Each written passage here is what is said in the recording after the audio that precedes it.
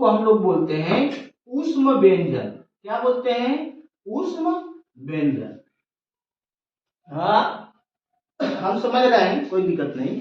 संतोष sir ऊष्म का नाम लिए थे, समझ रहे हैं कि गर्म व्यंजन है। गर्म नहीं है भाई, इसको टच करके देखिएगा, ये ठंडा है, ये गर्म नहीं है। इसे ऊष्म कहते क्यों है? तो इसका रीजन है तालवी सा, मूर्धन्य सा, दंती सा, हम लोग को शुरू से पढ़ाया गया है। तो उस तरह से यदि देखेंगे तो वह क्या है? सिंपल। कोई नहीं कह सकता कि वो ऊष्म है। वह ऊष्म क्यों है? तो उच्चारण के आधार पर है। तालवी सा कह दिए, वो सिंपल उसका उच्चारण कर दिए हैं आप। उसे आप तब जाने कि ये ऊष्म कैसे होगा, तो इसके उच्चारण करने का तरीका है। तालव्य स का मतलब है कि इसका उच्चारण करें तो जीवा हमारे तालु में स्पर्श कर जाए, तो इसको बोलेंगे श। अब मूर्धन्य स का मतलब है कि मूर्धा में जीवा श श, और इसे दांत स का मतलब दांत में स्पर्श कर जाए स। तो जब ऐसे उच्चारित करते हैं हाँ, तो जब ऐसे उच्चारित करते हैं तो हमारे मुख से जो ध्वनि है वह काफी घर्षण करके निकलती है, जिसके कारण वह अन्य वर्णों से निकलने वाली ध्वनि की अपेक्षा हल्की गर्म होती है, जिसके कारण हम लोग इसे बोलते हैं ऊष्म व्यंजन। तो ऊष्म व्यंजन की संख्या पूछा गया है टेट में, ये कितनी होती है? तो ऊष्म व्यंजन की संख्या 4। अब देखिए, इससे कई चीजें हम लोगों को बिना रटे पता, जैसे पूछता है उच्चारण स्थान, आपसे पूछता है तो ये इसका नाम ही है तालव्य स, यानी इसका उच्चारण स्थान तालु से होता है। मूर्धन्य स यानी कि मूर्धा से होता है। दांत्य स यानी इसका उच्चारण दंत से होता है। और ये ह है तो इसको हम लोग बोलते हैं काकल्य वर्ण, जिसका उच्चारण कंठ से होता है। लेकिन यहाँ पर ह एक अलग प्रकार की का वर्ण है, जिसे आप जानते रहिएगा, पूछा जाता है काकल्य वर्ण किसे कहते हैं? तो काकल्य वर्ण ल को बोलते हैं। तो यह रहा ऊष्म व्यंजन। अब बात आती है ग्रुप की क स त्र और ज्य की। क स त्र ज्य और स्र की। इससे बहुत ज्यादा क्वेश्चन बनता है दोस्तों।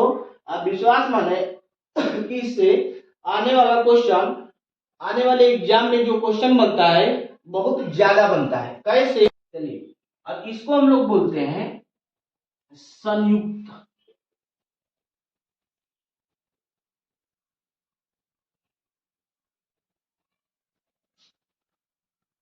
संयुक्त व्यंजन।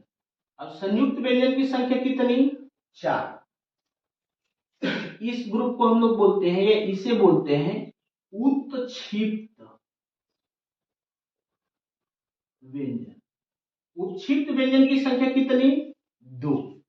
दोस्तों देखिए, जैसा नाम वैसा काम। इसको बोलते हैं संयुक्त व्यंजन। संयुक्त क्या है? तो जहां पर 2 या 2 से अधिक प्रकार की अलग या भिन्न ध्वनि आती है, उसको बोलते हैं संयुक्त।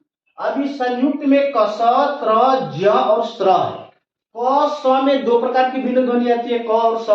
त्र में त और र, ज्य में ज और य, स्र में स और र। अब यहाँ पर कई बार टेट में पूछा गया कि क स किसका किसका संयुक्त रूप है, त्र किसका किसका है, ज किसका है और स्र किसका है। अभी आगे हम बता रहे हैं। और इसके नीचे भी 2 वर्ड आते हैं जिसे हम लोग बोलते हैं। अब दोनों में अंतर है। देखिए, यहाँ पर भी आया है ड ढ और यहाँ पर भी, लेकिन दोनों में बहुत ज्यादा अंतर है। क्या अंतर है? तो देखिए, इसको हम लोग बोलते हैं ड ढ, इसे बोलते हैं ड ढ ड ढ। अब देखिए, उत्क्षिप्त। उत्क्षिप्त किसको कहते हैं? उत का मतलब होता है ऊपर, क्षिप्त माने जल्दी से जाए और फिर नीचे आ जाए। अर्थात हमारी जीवा किसी वर्ण का उच्चारण करते समय झटके से ऊपर जाए और तुरंत नीचे आ जाए, तो उन वर्णों को बोलते हैं उत्क्षिप्त। उत्क्षिप्त की श्रेणी में 2 वर्ण आते हैं, इसको द्विगुण भी बोलते हैं। इसे और क्या बोल सकते हैं? द्विगुण।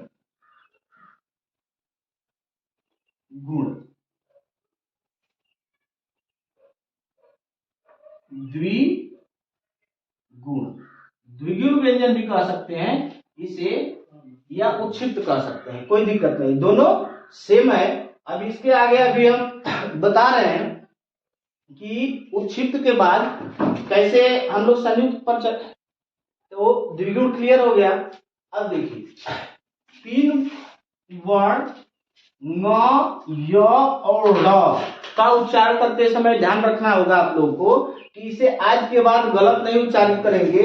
आप विश्वास करें, कई लोग ऐसे भी आए कि जब इन वर्डों का हम उच्चारण बताए तो लोग बोले कि गुरुजी रह दिया, अब इस जन्म में हम लोग इसको शुद्ध नहीं उच्चारित कर पाएंगे, लेकिन ये गलत है। करना क्या है, इसे आप लोग बोलते हैं अंग अंग, इसको बोलते हैं इया और इसे बोलते हैं अड़।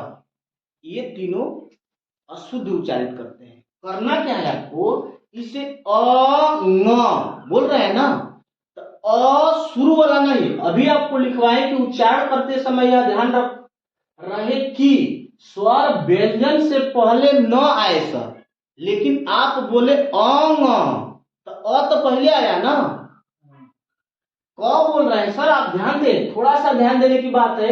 आप बोल रहे हैं अंग, तो अभी क का उच्चारण करते हैं तो आप ऐसे कहते हैं ना क, तो अ लास्ट में आया कि नहीं, अंग बोले हैं तो अ पहले आ गया, इया बोलते हैं तो ई पहले आ गया, औड़ा बोलते हैं तो अ पहले आ गया सर। यह 100% गलत है। आज के बाद इसको आप ऐसे नहीं उच्चारित बोले करेंगे। देखिए करना क्या है, ऐसा भी नहीं कि ये कठिन है, बस सिंपल है। आप बोले अंग, तो अ शुरू वाला नहीं बोलना है, ङ क्या बोलेंगे ङ, देखिए अ लास्ट में आ रहा है, इया नहीं सर, य तो य के बाद क्या है ओ आ है, इसको औड़ा नहीं औड़ा बोलते हैं, इसको बोलेंगे ड़ ड़ के बाद क्या है ओ। तो इन तीन वर्णों का अधिकांश देखा जाए तो लोग इसका उच्चारण शुद्ध करते हैं। आज के बाद इसके उच्चारण में हम लोग शुद्धता लाएंगे। कई बार देखिए संयुक्त व्यंजन की संख्या तो 4, डायरेक्ट क्वेश्चन यह बनता है। अभी इससे बहुत सारे क्वेश्चन बनते हैं सर। देखिए पहला क्वेश्चन बनता है कि क स किसका किसका संयुक्त रूप है। अब यह भी कोई जरूरी नहीं। अब देखिए अधिकांश बार लोग कहते हैं क छ, उसका रीजन है कि आप पढ़ते हैं इसको सर क्या क छ, तो जब क छ कहेंगे तो कछवे न लिखेंगे।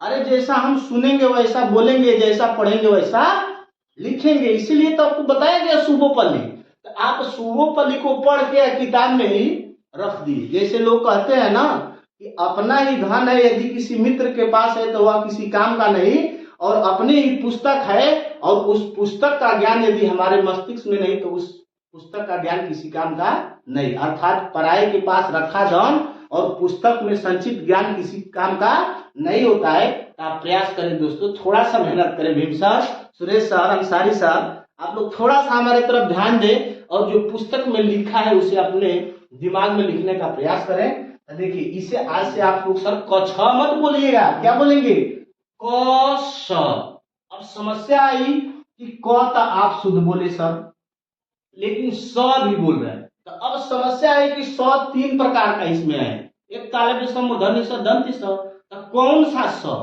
वह भी बच्चे रखने लगते हैं कि वहां कौन सा स होगा। अरे उसको बोल रहे क श। तो देखिए आपकी जीवा कहाँ जा रही है, ऊपर ऊपर, यानी जो ये गड्ढा है, तो यानी कि इसमें कौन सा स होगा सर, मूर्धन्य स।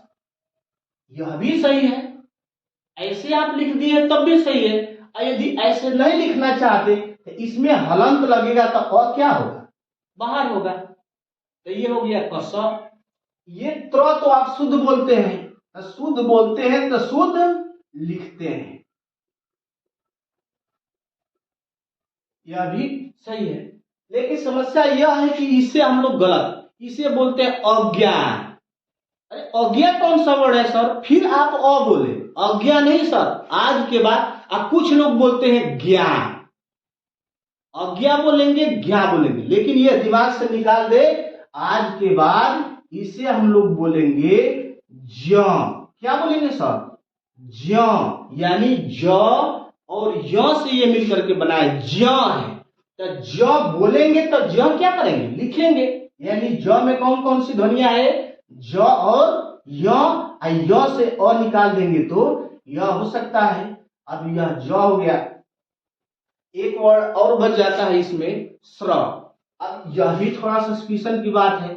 सस्पिशन तो कुछ है नहीं, लेकिन हम लोग जानकर पैदा कर लेते हैं क्योंकि हम वर्डों का उच्चारण यह शुद्ध करते हैं। देखिए इसे कहते हैं हम लोग स्रव। तो स्रव का मतलब है, अब स्रव में अब फिर सोचने लगते हैं कि भैया कौन सा स्व आ गया। अब तो समस्या हो गई प्रदीप सर कि भाई 103 है तो कौन सा स्व इसमें लिखे।